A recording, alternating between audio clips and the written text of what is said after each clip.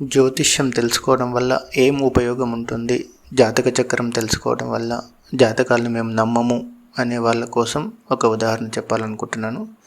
సౌందర్య గారి బర్త్ చార్ట్ని చూస్తే ఆమె జాతకంలో 4th రాహు కుజుల కంజంక్షన్ ఉంటుంది. ఇదొక యాక్సిడెంట్లకి మెయిన్ ఇండికేషన్. రాహు కుజులు ఎవరి జాతకంలో అయినా కలిసి ఉంటే అది దుర్ఘటనా యోగం.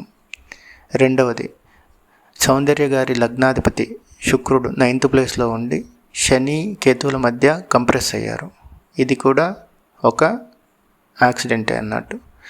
ఇంకొకటి, శని లగ్నం నుంచి అష్టమంలో ఉంటూ ఒక యాక్సిడెంట్ని ఇండికేట్ చేస్తున్నారు.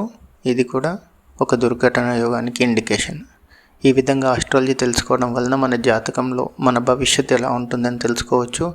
దానికి జాగ్రత్త పడవచ్చు, పరిహారాలు చేసుకోవచ్చు.